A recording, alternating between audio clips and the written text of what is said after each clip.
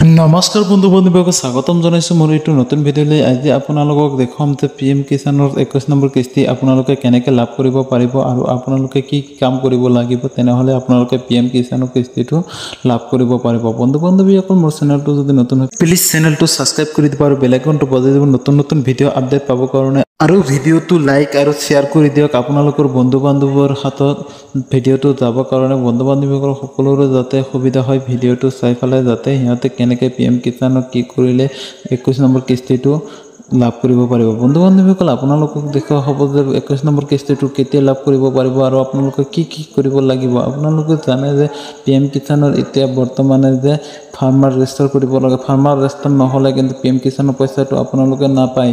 আৰু বন্ধু বান্ধৱীসকল, আজিকালি কিন্তু PM কিষাণত কিন্তু EKYC দিব লাগিব। আপোনালোকে কিন্তু EKYCটো ঘৰতে দিব নোৱাৰিব। বন্ধু বান্ধৱীসকল, আপোনালোকে যিকোনো CSC চেণ্টাৰত যাই পেলাই আপোনালোকে EKYCটো দি দিব। EKYCটো নিদিলে কিন্তু আপোনালোকে কেতিয়াও কিন্তু আপোনালোকে বন্ধু বান্ধৱীসকল PM কিষাণৰ 21 নম্বৰ কিস্তিটো লাভ কৰিব নোৱাৰিব।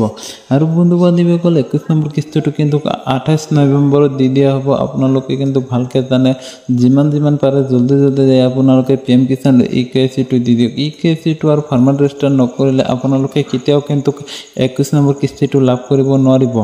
বন্ধু বান্ধৱীসকল, আপোনালোকে ভালকৈ জানে যে ইতিমধ্যে বহুতৰে কিন্তু PM কিষাণৰ লিষ্টৰ পৰা নাম বাতিল হৈ গৈছে। বন্ধু বান্ধৱীসকল, আপোনালোকে কিন্তু এইটো ভালকৈ খবৰ পাইছে।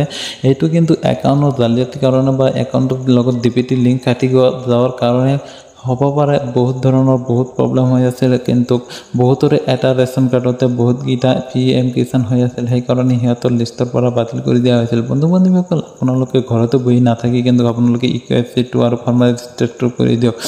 বন্ধু বান্ধৱীসকল, আপোনালোকে যদি চাব বিচাৰে 21 নম্বৰ কিস্তিটো কোনে পাব আৰু কোনে নাপাব, আপোনালোকে যদি চাব বিচাৰে তেনেহ'লে এইটো ৱেবছাইটত আহিব লাগিব। এইটো ৱেবছাইটত মই টেলিগ্ৰামত লিংক দি দিম অলৰেডি। আপোনালোকে তাৰ পৰা ক্লিক কৰি ডাইৰেক্ট ইয়াতে আহি যাব পাৰিব। আৰু এইটো ভিডিঅ'ৰ ডিছক্ৰিপশ্যনত মোৰ টেলিগ্ৰামৰ লিংকটো দি দিম। আপোনালোকে তাৰ পৰা টেলিগ্ৰাম চেনেলটো ছাবস্ক্ৰাইব কৰি পেলাই আপোনালোকে ডাইৰেক্ট এইটো লিষ্টত লিংকটো পাই যাব, এইটো লিষ্টত আহিব পাৰিব। তাৰপিছত আপোনালোকে কি কৰিব, স্ক্ৰলটো অলপ ডাউন কৰিব। স্ক্ৰলটো ডাউন কৰাৰ পিছত আপোনালোকে দেখা পাইছে যে বেনিফিচিয়াৰী লিষ্ট, আপোনালোকে তাতে ধুনীয়াকৈ ক্লিক কৰিব। বন্ধু বান্ধৱীসকল, বেনিফিচিয়াৰী লিষ্টত ক্লিক কৰাৰ পিছত অলপ সময় ৱেইট কৰিব, পেজটো লোডিং হ'ব। আপোনালোকে অলপ সময় ৱেইট কৰাৰ পিছত আপোনালোকৰ সন্মুখত নতুন আৰু এখন পেজ এনেকুৱাকৈ খোল খাব। পেজটো খোল খোৱাৰ পিছত বন্ধু বান্ধৱীসকল, আপোনালোকে স্ক্ৰলটো অলপ ডাউন কৰিব। ডাউন কৰাৰ পিছত আপোনালোকে ইচ্ছা যিটো হয় আপোনালোকে ষ্টেটটো ধুনীয়াকৈ চিলেক্ট কৰি ল'ব। ষ্টেটটো চিলেক্ট কৰাৰ পিছত আপোনালোকে ডিষ্ট্ৰিক্ট যিটো হয় ডিষ্ট্ৰিক্টটো আপোনালোকে বাছি ফালে আপোনালোকে ডিষ্ট্ৰিক্টটো চিলেক্ট কৰি ল'ব। তাৰপিছত আপোনালোকে চাব ডিষ্ট্ৰিক্ট যিটো হয় চিলেক্ট কৰি ল'ব।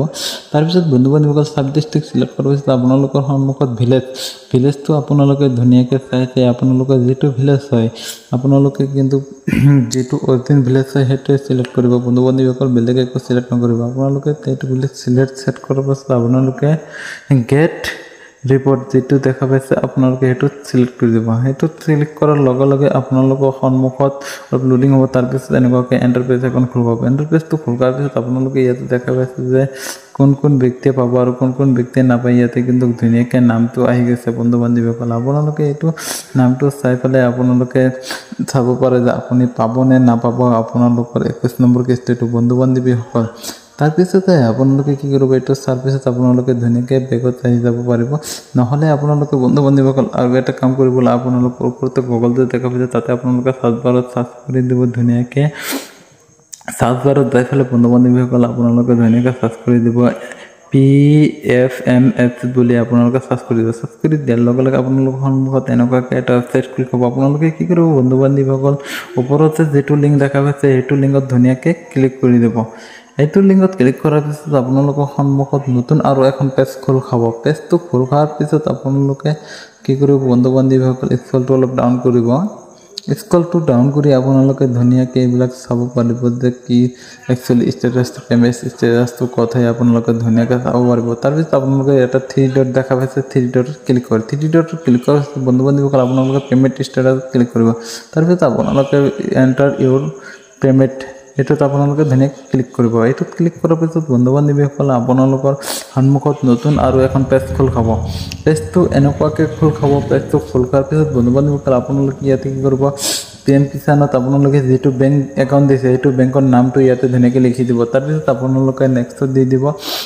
একাউণ্ট নম্বৰটো আপোনালোকে ধুনীয়াকৈ দি দিব তাৰপিছত দিব কনফাৰ্ম একাউণ্ট নম্বৰ বন্ধু বান্ধৱীসকল কনফাৰ্ম একাউণ্ট নম্বৰ দিয়াৰ পিছত আপোনালোকে কেপচাৰ কোডটো তেনেকৈ বহাই দিব কেপচাৰ কোডটো বহাই দিয়াৰ পিছত আপোনালোকে ইয়াতে দেখা পাইছে যে চেণ্ড OTP অন SMS আপোনালোকে তাতে ক্লিক কৰি দিব তাতে ক্লিক কৰাৰ পিছত আপোনালোকৰ মোবাইলত এটা OTP আহিব বন্ধু বান্ধৱীসকল আপোনালোকে OTPটো ধুনীয়াকৈ বহাই দি পেলাই ছাবমিট কৰি দিব OTPটো ছাবমিট কৰাৰ পিছত আপোনালোকৰ একাউণ্টত পইচাটো সোমাই যাব তাৰপিছত আপোনালোকে 21 নম্বৰ কিস্তিটো লাভ কৰিব পাৰিব আৰু যদি OTPটো নাহে আপোনালোকৰ একাউণ্টত যদি পইচা নোসোমায় তেনেহ'লে জানিব যে আপোনাৰ একাউণ্টটো কিবা না কিবা এটা প্ৰব্লেম হৈ আছে আৰু এটা কথা বন্ধু বান্ধৱীসকল মোৰ চেনেলটো যদি এতিয়াও ছাবস্ক্ৰাইব কৰা নাই প্লিজ মোৰ চেনেলটো ছাবস্ক্ৰাইব কৰি দিয়ক আৰু ভিডিঅ'টো লাইক কৰি দিয়ক বন্ধু বান্ধৱীসকল কোনোবাই যদি বাৰ্থ চাৰ্টিফিকেট বা পান কাৰ্ড বনালে মোৰ লগত কণ্টেক্ট কৰিব পাৰে মই ধুনীয়াকৈ আপোনালোকৰ বাৰ্থ চাৰ্টিফিকেট বা পান কাৰ্ড বনাই দিম আৰু বন্ধু বান্ধৱীসকল যোনে ড্ৰাইভিং লাইচেন্সৰ এক্সাম দিব পৰা নাই মোৰ লগত যোগাযোগ কৰিব মই ধুনীয়াকৈ আপোনালোকৰ ড্ৰাইভিং লাইচেন্সৰ এক্সাম দি দিম বন্ধু বান্ধৱীসকল আজি এনে ভিডিঅ'টো বহুত দীঘলীয়া হৈ গৈছে আজিৰ ভিডিঅ'টো ইমানতে সমাপ্ত কৰিছোঁ আপোনালোকে যদি ভিডিঅ'টোত কিবা বুজি পোৱাত অসুবিধা হৈছে প্লিজ মোক কমেণ্টত জনাই দিব মই নিশ্চয় আপোনালোকক সহায় কৰিম বন্ধু বান্ধৱীসকল আজিৰ ভিডিঅ'টো ইয়াতে সমাপ্ত কৰিছোঁ ধন্যবাদ ভিডিঅ'টো শেষলৈকে চাৱাৰ কাৰণে